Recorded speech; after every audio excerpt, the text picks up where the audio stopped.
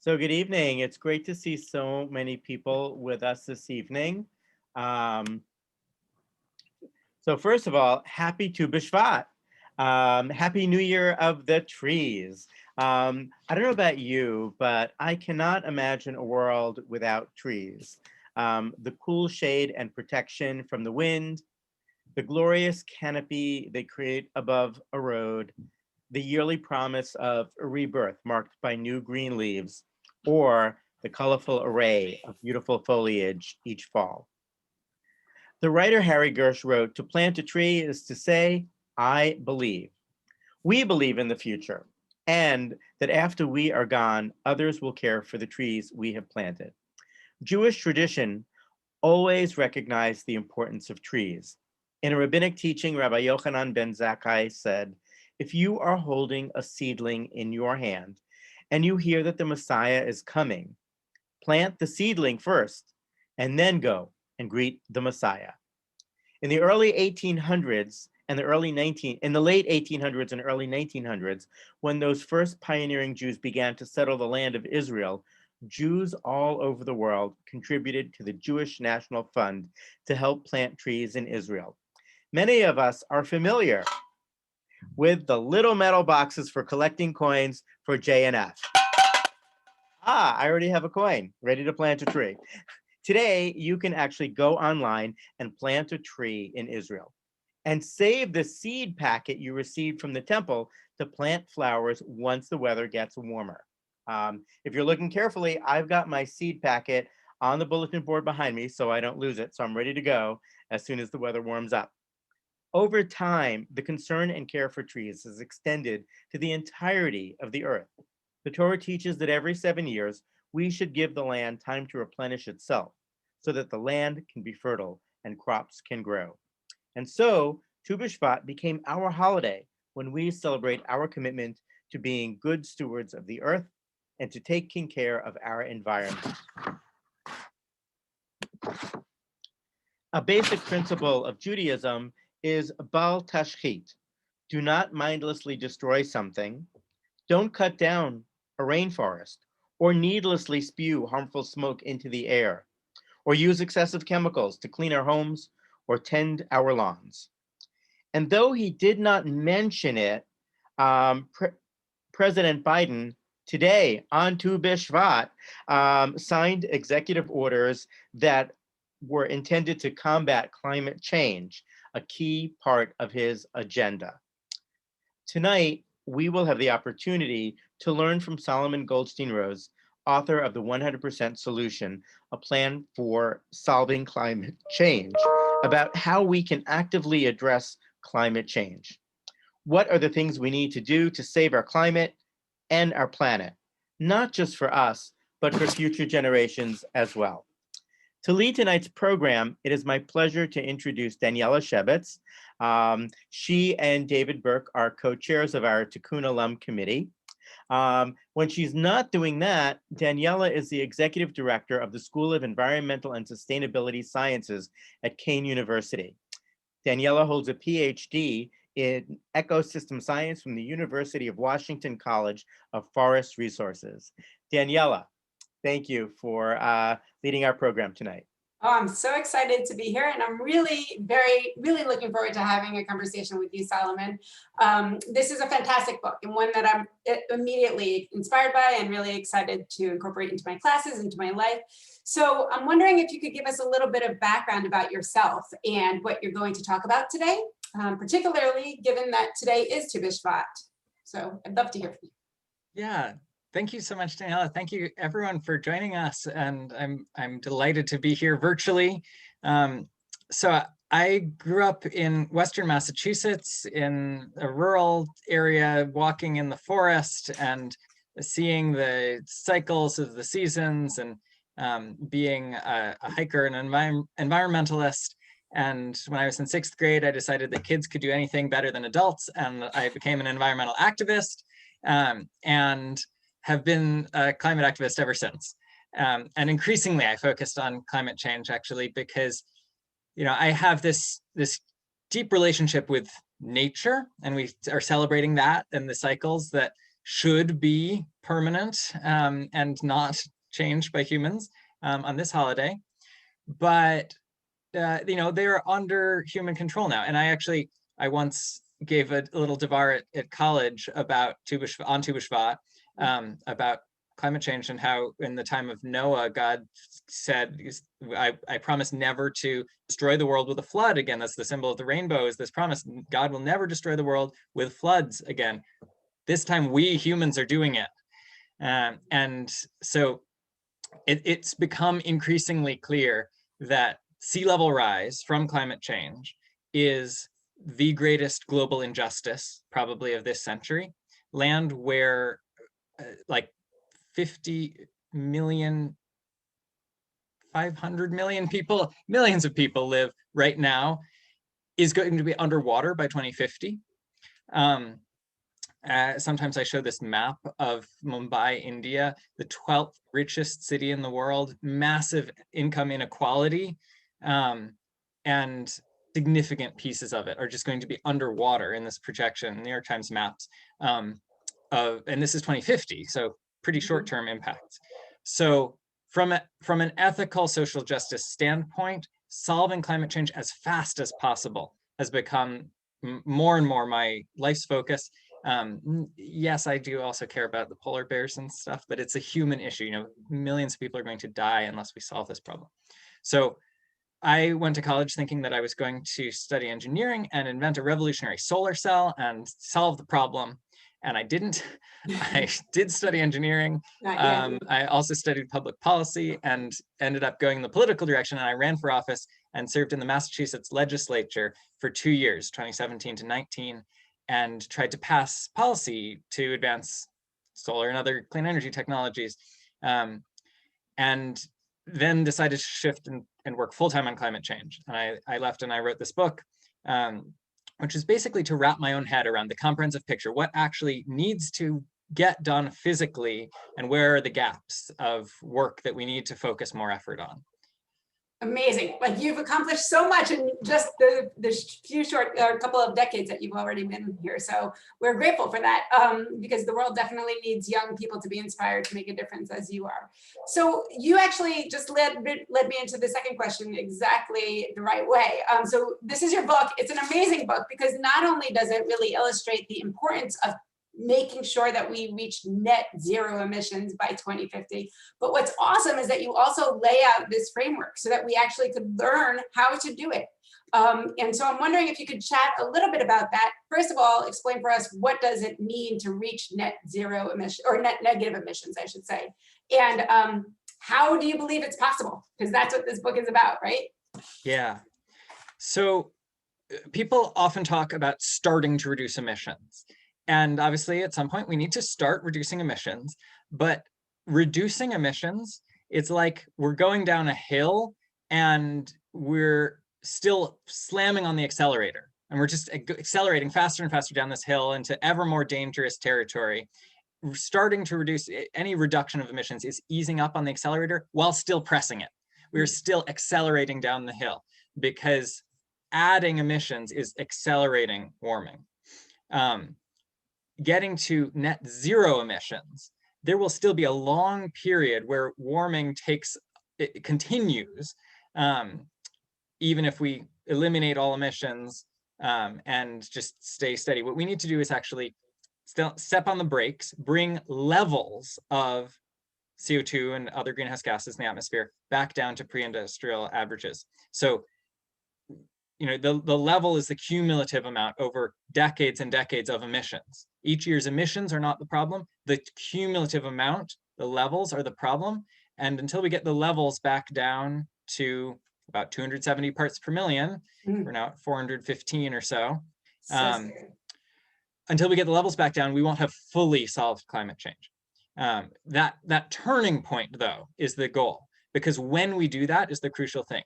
I have complete faith that eventually humanity will have, already we're on a track that inevitably we're going to end up using clean energy sources and electric equipment and all sorts of things that, 150 years from now, I can say with almost 100% certainty that we will not have any greenhouse gas emissions in net. 150 years from now is way too late though. If we get to that net negative turning point, then we will have reached 3 or 4 more degrees Celsius of warming. We will have lost 100% of the world's coral reefs. We will have lost a majority of the world's species. It will be catastrophic for humans, especially the most vulnerable humans who have less of a social safety net, less wealth, less ability to move, maybe are not welcomed in other parts of their countries or in other countries if they become refugees. So the goal is to keep the maximum temperature that we reach low, preferably below 1.5 degrees Celsius, at least below 2 degrees Celsius. These are the international standards. That is horrible, but manageable. And to do that, we need to get to that net negative emissions, starting to reduce the amount of CO2 in the atmosphere by around 2050. That's what I call solving climate change. And it amounts to eliminating as much of the emissions that we put up every year as possible before 2050.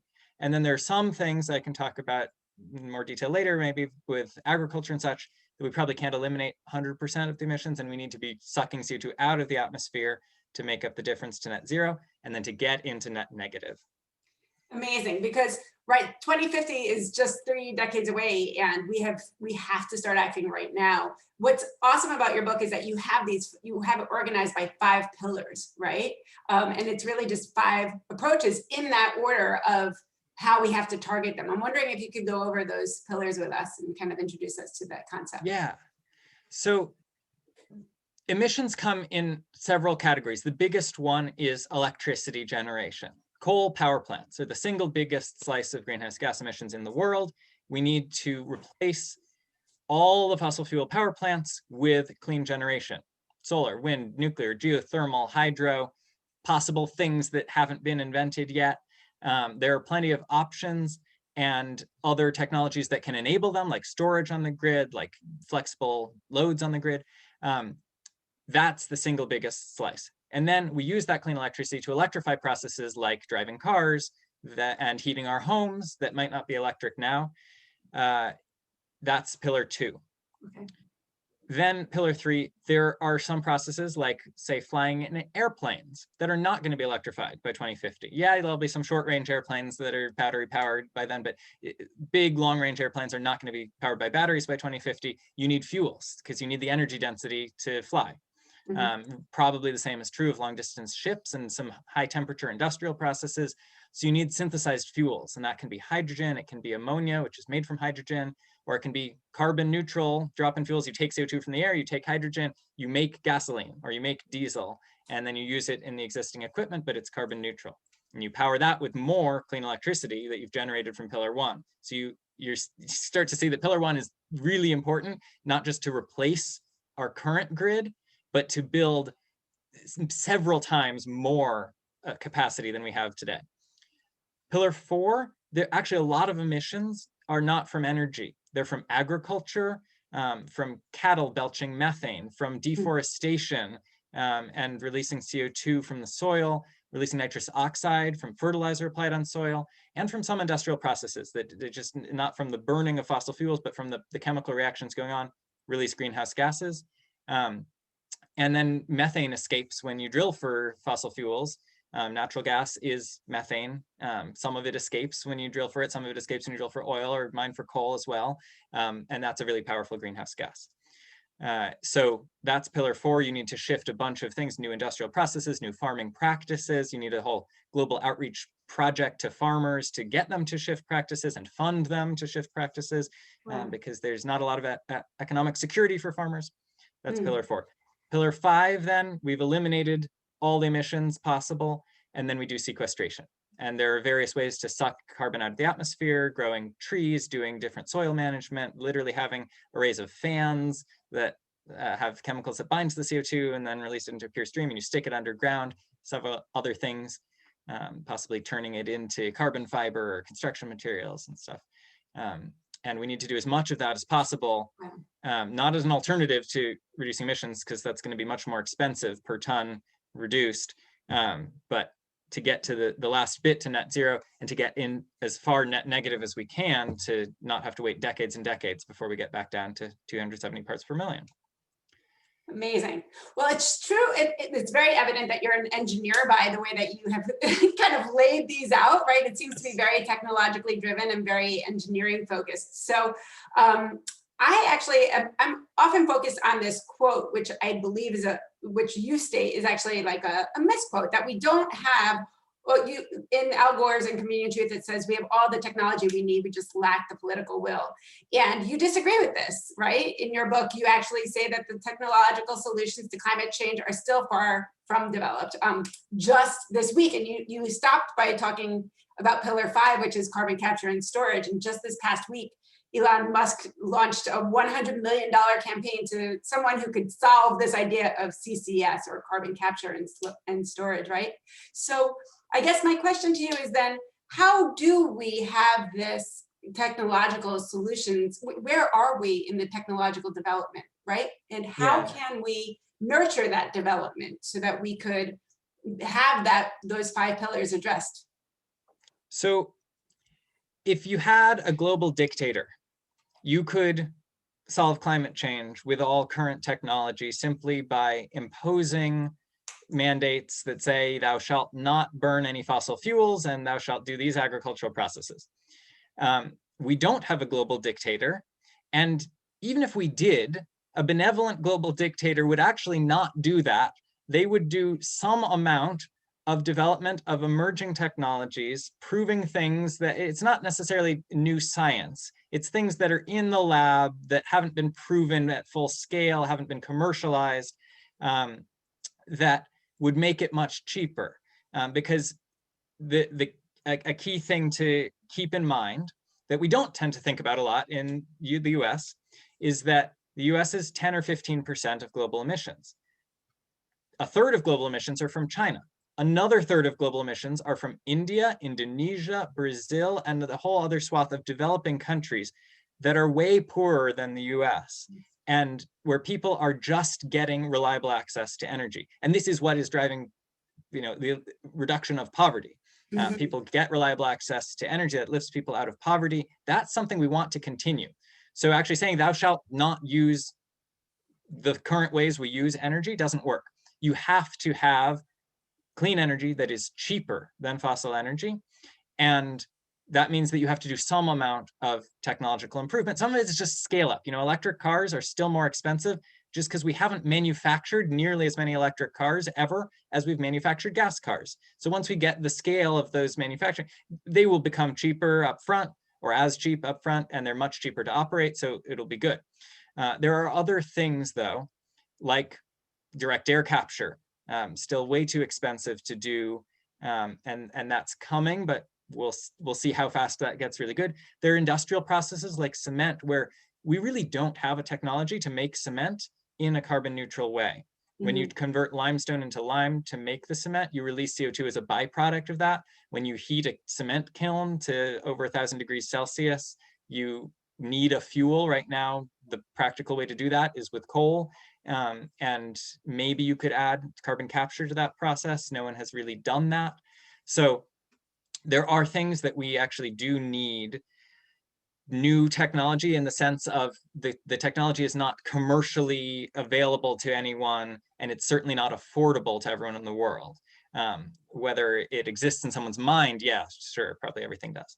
And so to get there, a lot of what's needed, I don't think that, it's great that Elon Musk is making a deal out of this and giving this X Prize thing. I don't think that's the primary vehicle. What we need most for hard technology, the engineering things, is demonstration projects. If he instead spent $100 million funding a bunch of different demonstrations, the first of a kind full-size power plant of this new technology, or full-size cement plant of this design that could capture the carbon or something, that tends to be very useful, because investors are wary of the risk of physical technology that you need to try at full scale before you can be totally confident it will actually work. And so that costs a lot up front.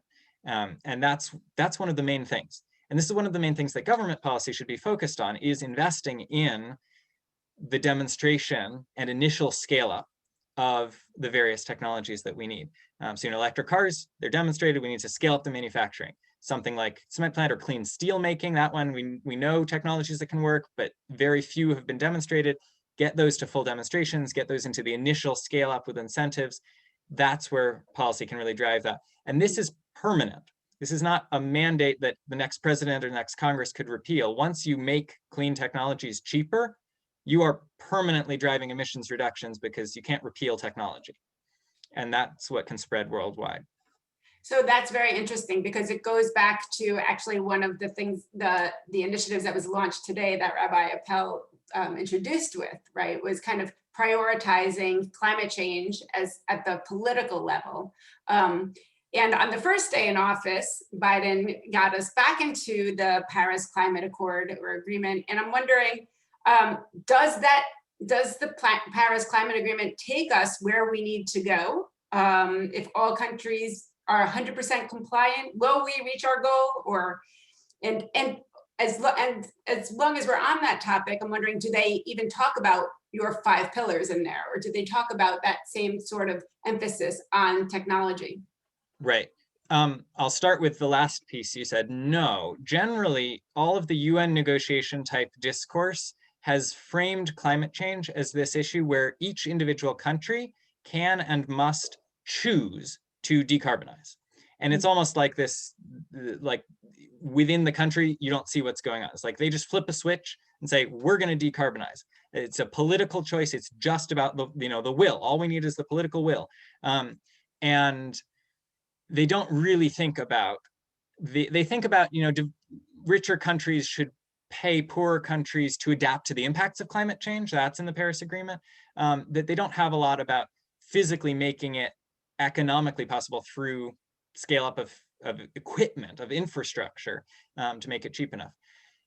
It's a voluntary contribution. So the Paris Agreement's goal is officially limit below 2 degrees of warming, as far below as possible, preferably 1.5. The actual commitments that each country submitted are not nearly enough to get us there. I think it's like 3 or 3.5 degrees of warming that is estimated from the original commitments. Those commitments have been improving though. And actually this past year, China said it was going to get to net zero emissions by 2060, which is not good enough, but for China, pretty ambitious. And actually, theoretically, China could still be emitting for 10 years where the rest of the world is net negative and making up for China's emissions. Japan and I think Korea said by 2050. The EU has a goal of net zero by 2050, and the US hasn't formally adopted it, but in Biden's campaign, he pledged to get us to net zero by 2050. So it's starting to be the norm that there are actual political goals to get there. The question is then, how do you fill in to actually do it? Because you can't just say, thou shalt be net zero emissions. And that's where actually ironically, to some extent, the pandemic has focused US political discourse anyway on climate change, on what actually needs to happen, which is investment in deploying clean technology, scaling up these new industries, because that's what's going to put people back to work after, it's not even yet. This is the economic recovery bill that we hope will come in half a year when we can fully go back to work. We're going to need these kinds of stimulus investments to scale up these new industries. And that actually is probably more impactful globally and in the long run than reviving the Obama Clean Power Plan that regulates power plants and doing a sort of regulatory approach. Interesting. So it's clear that you have not only an engineering background, but also a background in politics. So how has the political part of your experience so far shaped your thinking on climate change solutions? And in particular, I'm curious, does it make you more optimistic or more pessimistic about reaching those goals that you set forth? So I think that people who work in politics probably on average are more pessimistic about climate change. People who care about climate change, the older generation of environmental activists that, in the Cold War era were the environmentalists and have been, fought for the Clean Air Act and have been fighting these things for, I think that generation of people tend to be more skeptical than people of my generation, because it's like things it's taken so much effort to just get things as not bad as they are now. Like going this much further, we can't do it. This is the beauty of young people, is that we don't have that experience. We don't have that memory. We take things where they are right now and we think forward. And it's like, you know, people even younger than me who grew up already with smartphones are doing these amazing technological things based on like taking smartphones for granted, versus like, I learned to use a smartphone and I use it now. And people who are older like learn to use the internet to be, you know, we're adapting to these new things. In politics, young people take for granted that we've known all our lives that climate change is this huge problem. And we're asking, okay, what are we going to do about it? You know, the Sunrise Movement is not out there saying, it's been so hard, you know we might not be able to get this extra hurdle. They're saying, this is a moral imperative. This is our future at stake. Obviously, we need to solve it. Let's solve it. Mhm.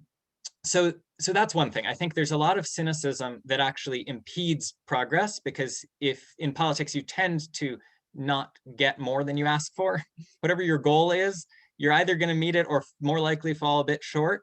And so you'd better have a pretty ambitious goal. You'd better have a pretty high ask. And you know, the beauty of the Green New Deal is, even if you think it's impractical, now you have to come up with your alternative. And so Republicans are talking about climate action, whereas before they were saying, oh, we don't need to do anything about that. Let's just like wait till the free market does the innovation we need, which of course will not happen fast enough. We need active government help to get the innovation we need in time. So the main thing that I see in politics is that communications is everything. And if you want to win an election, you need to communicate why voters should be excited to vote for you. If you want to pass a bill, you need to communicate. The people who want to vote for the bill need to be able to communicate to their voters about why the bill is good. And for a long time, climate change has been framed as an environmental issue. And it has been about saving the polar bears. And that has been very damaging, because it is obviously, it is also about saving polar bears. There are a lot of environmental and other, you know, species problems, but it's also a massive human issue. It's the greatest global injustice probably of this century.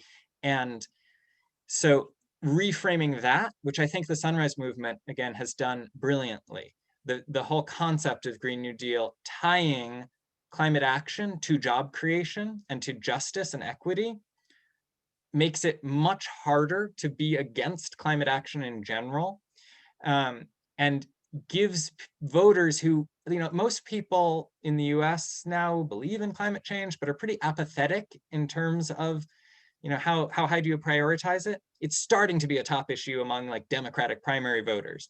But a lot of people are still a bit wary. They're like, oh, of course we need to do something about climate change, but any particular action I don't really want, because it's going to limit my lifestyle. We need to communicate better to voters. No, this is not going to limit your lifestyle. By definition, it can't, because if it were limiting your lifestyle with some extra costs or prohibiting some energy use, then it would by definition mean that developing countries would not be able to do the economic development that's lifting people out of poverty. To be able to lift people out of poverty and not say as rich countries like, no, poor countries, you can't have what we have, which would be totally immoral. To not do that and to have zero emissions, we need to create a world where clean options are cheaper than dirty options.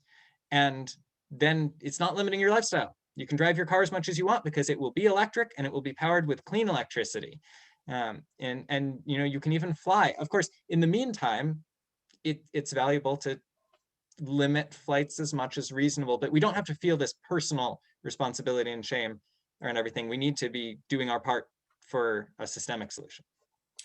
It's great that you're talking about this need to really prioritize climate, but by doing so, you're helping people and you're helping societies around the world, not just all of the other species that are out there that are also suffering, that don't have the ability to go in for air conditioning or to move to somewhere where it's more pleasant.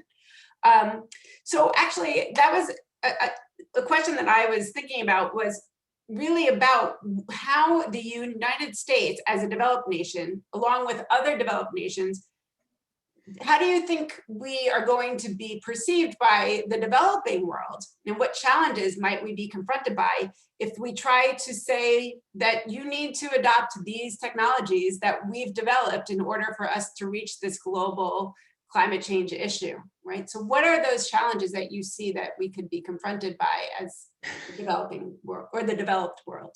Yeah. I mean, it's sort of crass to say it, but it doesn't really matter how we're perceived. It's not going to happen. If we're asking developing countries to adopt equipment that is more expensive than they can afford, it will not happen. Neither most people nor the government of India have the money to install a grid that is all solar and wind. In the US, we could sort of do it because we could pay for the ridiculous amounts of battery storage that we need or something. In India, you're not seeing electric cars take off as fast as they need to because they're still too expensive. That's not going to change until we demonstrate technologies at lower costs. Mm-hmm. So the US should mandate electric cars as fast as possible or incentivize them so much that they ramp up. Once they're being mass produced, the costs will come down and it will be easy. You don't have to say then to people in India, you must adopt electric cars because we need to for the world. They're going to buy electric cars because they're cheaper. It'll be cheaper. Right. And in fact, in developing countries, it's all the more obvious that the cheapest option will roll out fast because that's what gives people access to energy. And the cheaper, if making clean energy cheaper than fossil fuels means making energy cheaper than it is now, because fossil fuels are what we have now. So if we have something that's cheaper than fossil fuels, it's cheaper than energy is now. That means more people have access to energy. So you're actually accelerating that elimination of poverty. Absolutely.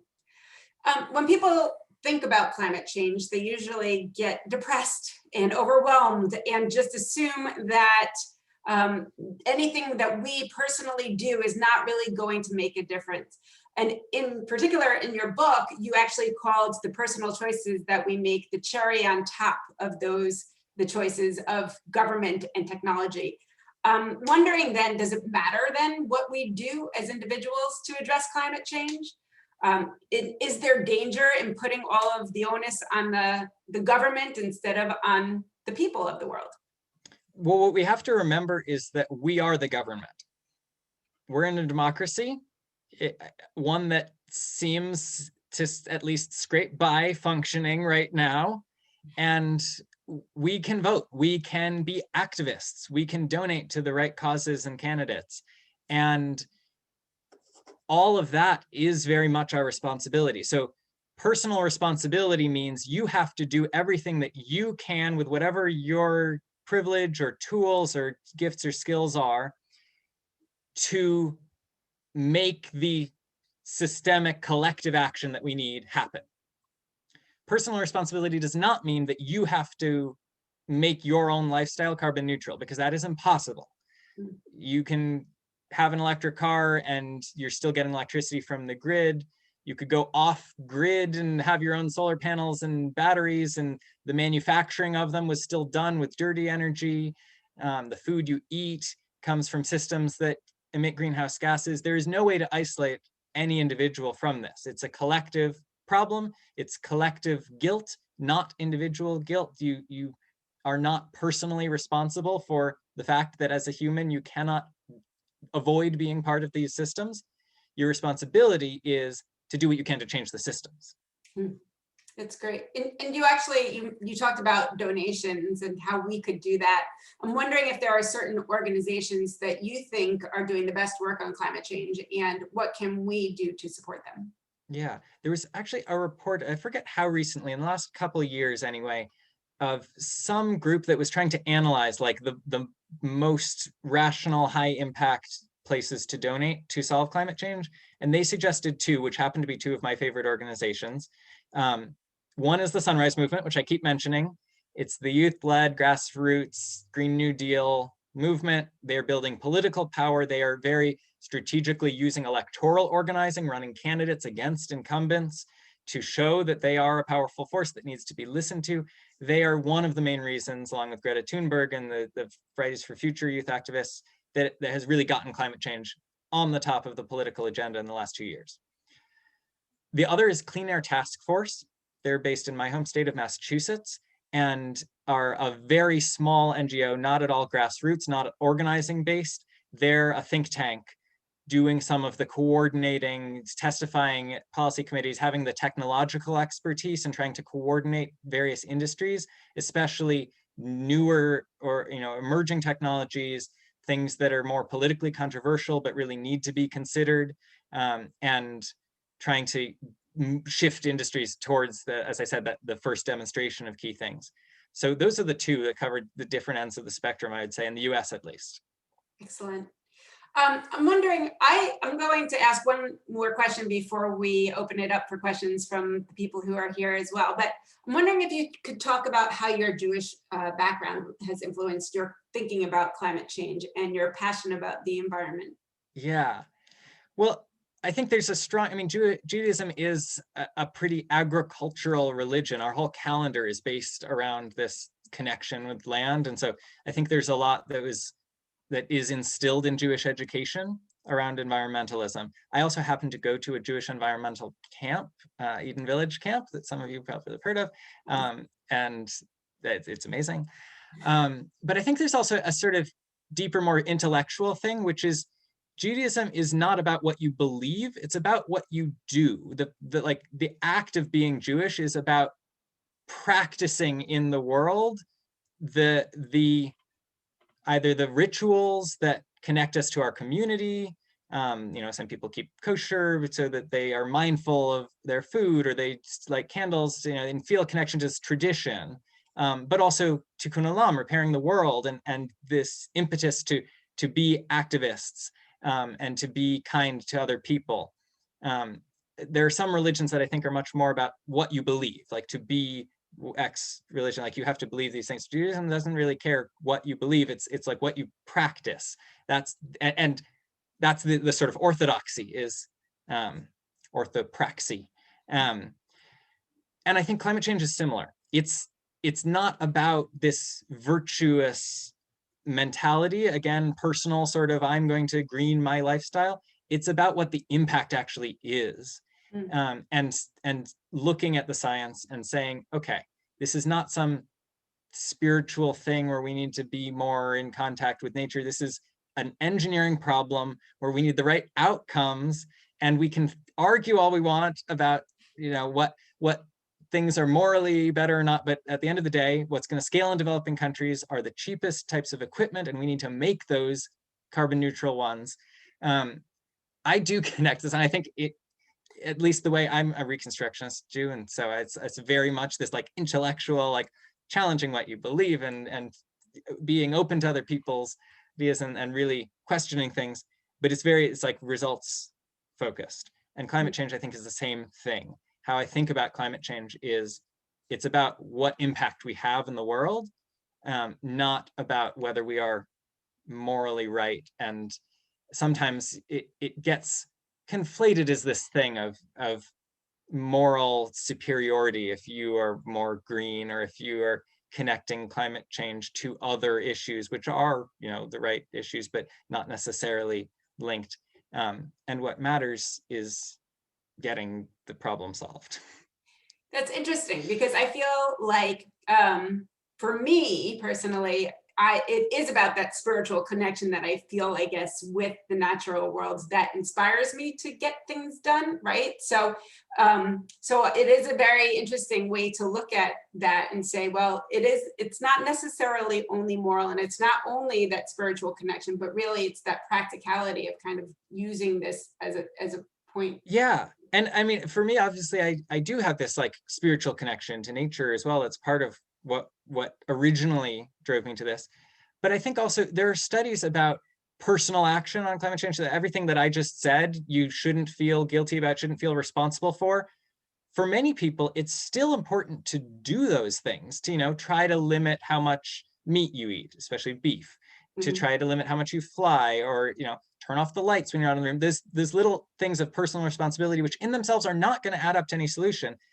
Give us the sense of purpose and the reminders, like keeping kosher. It's like creating mindfulness around your food. It's that sort of feeds and sustains our personal energy to be able to contribute to the political movements. And I actually think that that's probably why we have a need, in my mind, to not only just put that onus on the government, but also to put it on ourselves, because ultimately the government's changed, technology develops, but it's really us that we have to feel like we are making a difference, just even if it's for our own benefit or our own health, but also the society around us. So thank you. I'm going to stop talking for a few minutes and open it up to all of you, and love to see if there are questions. I'm just going to look for any questions in the chat if people want to type it in. Yep, we have one already. And respond. From Stuart. If there's large increase in electric cars, lithium mining. Yeah, so lithium mining is a problem right now. I don't know the details, but I do know that there are already companies working on, one, alternative batteries that don't use lithium, and two, alternative mining techniques.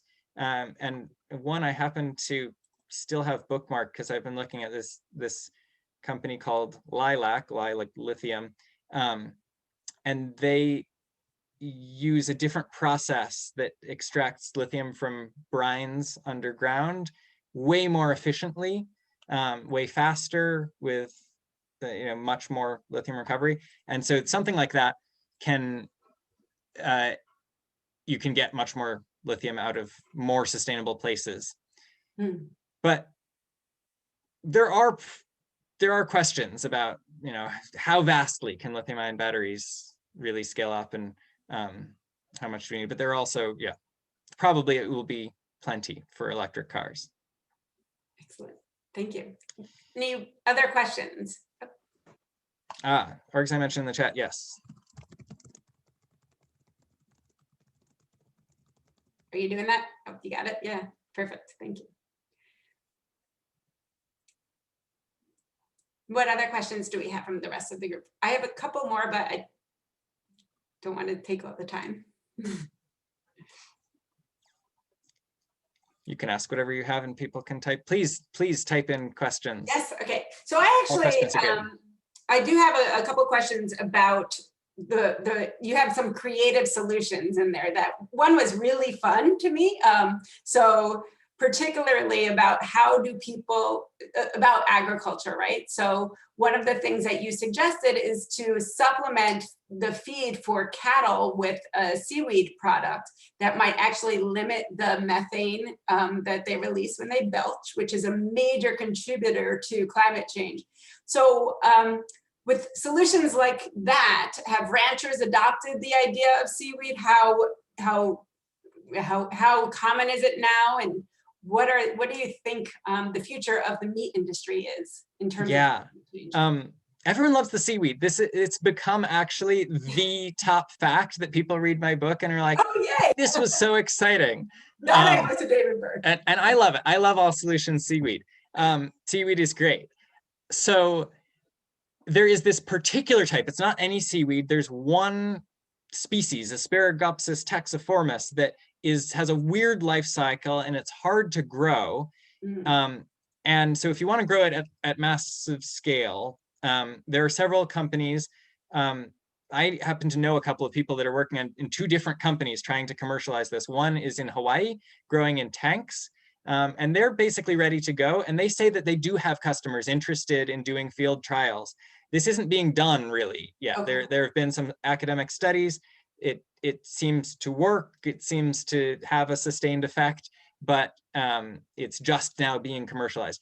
They say it's not the ranchers so much, it's Burger King and the buyers of meat that want to pressure the farmers to use this so that the Burger King can say, and we've reduced we're giving you low methane hamburgers. And so larger companies that are sourcing from farmers, so it actually is sort of good for the impact because it means fewer entities need to make the decision, and they'll pressure all the many farmers to adopt it. You only need to mix in like 0.5% of the feed to be this. So it's very small amount, and it has a huge impact, 80% methane reduction or something. And you know, it varies its biological systems, it's uncertain, and everything. You asked about the future of meat in general, and I think that this is one of the only cases where I'll say that actually personal behavior change may well be important, which is we need people to eat less beef. And it might not come from all of us individually deciding and encouraging friends to eat less beef.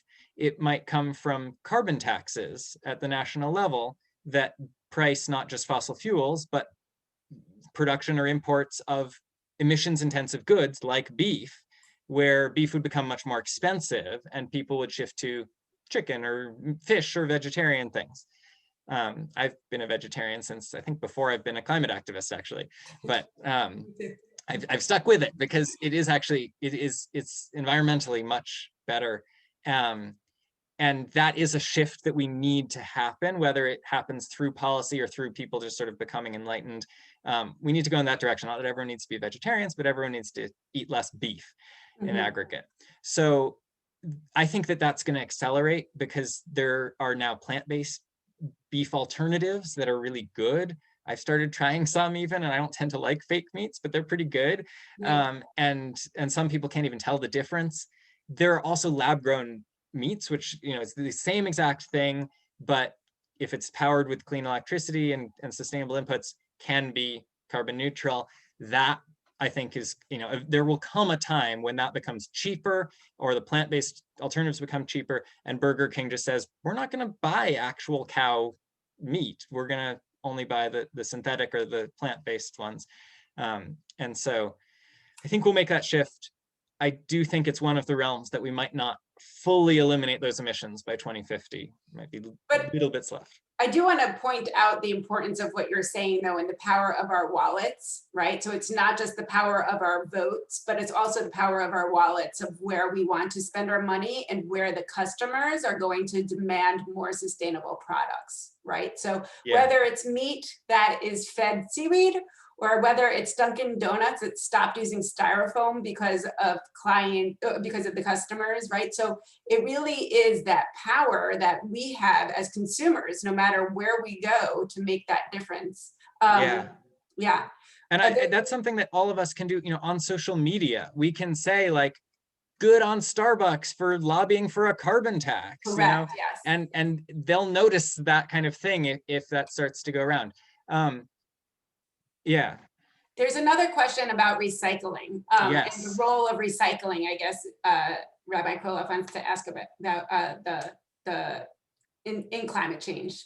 What is, and the current status of recycling is not looking so good because of China stopped taking our recyclables. So I'm wondering if you could comment on that.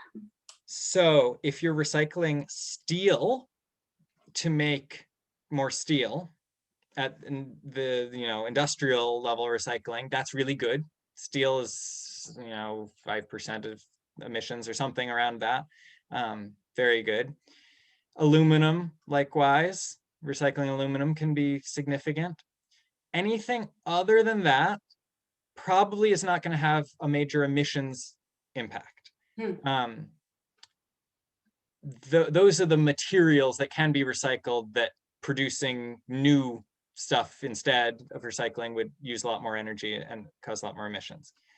There are environmental problems. This is one of the things I actually started as an environmentalist, creating a container recycling program at my elementary school. And so it's like near to my heart, but it's like we're running out of landfill space. We don't have, this is by definition not sustainable. It's not something we can keep doing how we've been doing it.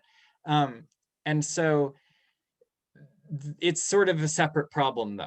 Recycling in terms of emissions is not the issue. Recycling in terms of the longer term sustainability of human systems is the issue. And so that's after we solve climate change. At some point, you know, along the way, maybe as we're solving climate change, we need to deal with that. Correct. Tremendously. I mean, that's another issue. Again, with the 2050 point, right? They're saying there's going to be more plastic in the ocean than fish by the year 2050. And we're already on the way there, right? My So God. even just during the pandemic, if you go for a walk in your park, I'm sure you guys have seen a ton of plastic everywhere because people are just getting lazy. And so there's not just not even recycling, there's just no care for where the people are putting their garbage. So that is something that we have to take. I got a message, direct message that I think was meant to be to everyone from David with a question. You mentioned a few countries who've made commitments to reduce emissions in the future. Which countries are farthest ahead right now, and what are they doing? Which is a great question. So it depends on what you mean by farthest ahead. There is one country in the world, Bhutan, that is already net negative emissions because it has a bunch of rainforest and it is very poor, and so it doesn't have a lot of emissions.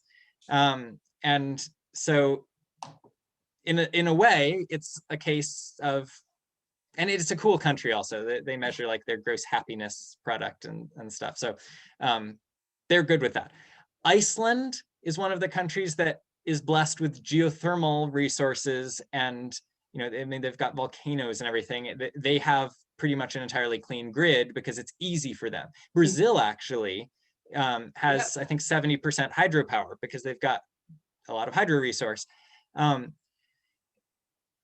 But Brazil is still deforesting the Amazon and other rainforests, and is one of the top contributors to emissions. So farthest along depends on what you're looking at.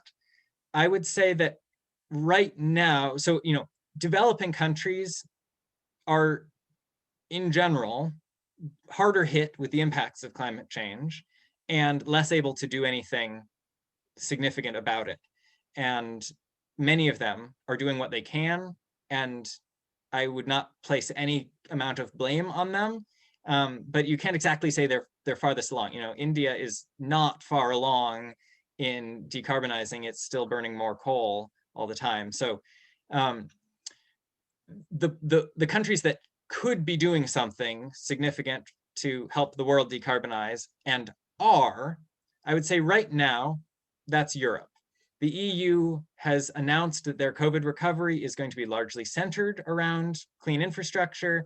They have been thinking about it a little more from that engineering standpoint of what all the different pieces. It's not just like build more offshore wind turbines. It's, well, how is that going to integrate with the grid? How's that going to integrate with decarbonizing industrial processes and transportation? So they've said, we're going to build hydrogen pipelines and convert natural gas pipelines to distribute hydrogen. And they've got this whole hydrogen backbone to their plan, which is really smart.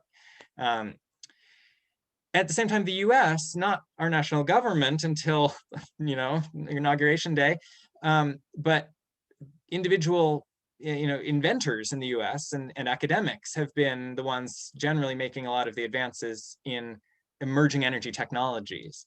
So, in China is the country that can scale up the new technologies as fast as built most of the world's solar panels. So every different country has been doing its part in a way, but no country has been doing what needs to be its full part.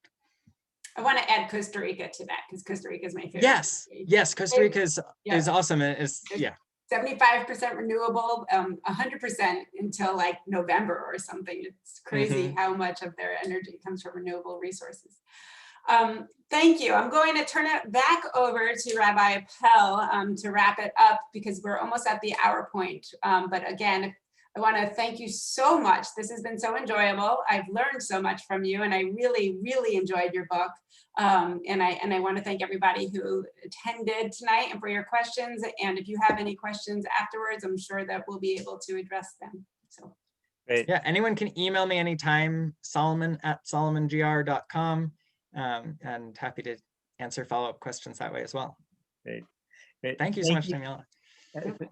Thank you, Daniela, for leading a great conversation. And thank you, Solomon.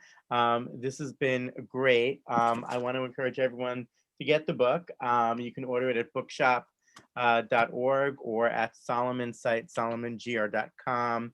The addresses are in the chat box. Thank you, Solomon. You put it in again. So this has been great, and I feel so much better because I now feel a little less guilty about not getting those solar panels. But I do think that, you know, the little things that we do, whether it's being conscious of turning a light off when you leave a room, like I'm always telling my children to do, or trying to do those little things. I think they are the things that actually, you know, in some ways help us gear ourselves up for some of those bigger things, like becoming a climate activist, like lobbying our elected officials, and by voting for people that support our feelings about climate change. So you know, I think that we, you know, it's not either or, but I like to think of it as both and. Um, Thank you for a great presentation, and thank you all for joining us. I can't think of a better way for us as a congregation to observe Tu BiShvat than by learning about climate change, about the impact of climate change, and about how we combat it. What a great way to celebrate Tu BiShvat and to celebrate our religion's connection to the earth, something that we've always had. And so this has been great. Thank you for sharing your time with us, Solomon, and Daniela and David. Thank you for leading our fantastic Tikkun Alum committee, and I hope you'll join our committee. Anyone who is watching who is not on it yet, it's a great committee, and we have something for everyone. Our Tikkun Alum committee is involved in a lot of different aspects of repairing the world. David or Daniela, anything else to say? Rabbi Prosnit, before we head on out? Happy Tu BiShvat. Good, hug a tree. Yes, and don't forget to plant your your seeds that you received from the temple this week once the weather gets a little bit warmer, and then to share those, take some photos and share them with us. So again, thank you all, and it's been a pleasure spending the hour with you. And again, thank you, Solomon Goldstein Rose, for educating us tonight. We really do appreciate it. Thank you so much for having me. Good night, everyone. Thank you.